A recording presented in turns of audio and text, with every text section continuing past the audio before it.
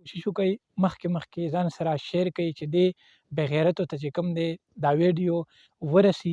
السلام علیکم ورحمت الله وبرکاتو.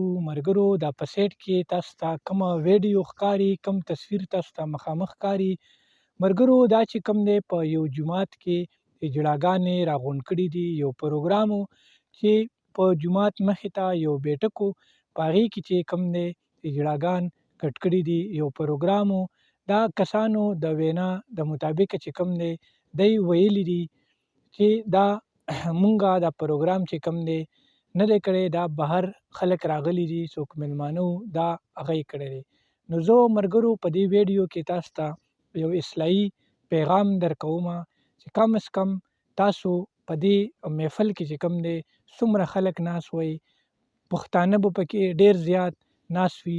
یو کس هم پکې دا سوچ نه و چې دا د جومات او دا بیټک چې کوم دی مخامخ یو بل سره دیوال په دیوال باندې لګېدلی دی. ملګرو کوشش وکړئ دې کې درته زه یو اصلاحي پیغام درکوم، خو کوشش وکړئ دا ویډیو چې کوم دا مخکې ځان سره د نورو ملګرو سره هم شیر کړئ چې ټولو ملګرو ته ورسي.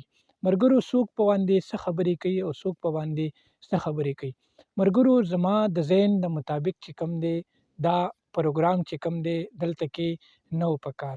د جومات سره خوا کې چې کوم دی وجره چې کوم دا نه و پکار، ځکه چې د الله پاک کور دی، دې کې خو غم ښادۍ پکې هم ډېرې زیاتې پکې راځي.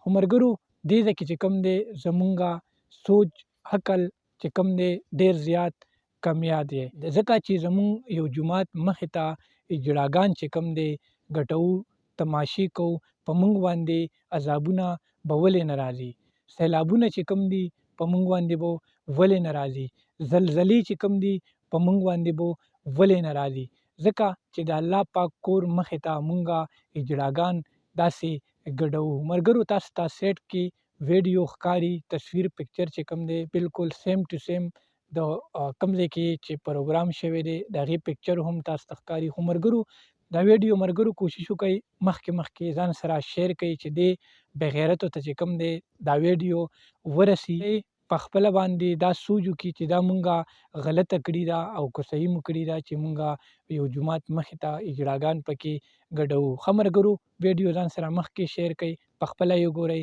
ما شاهین مندو خیلوال ته راکړئ اجازت. ښه او بد بریالي اوسئ. د لوی الله په امان.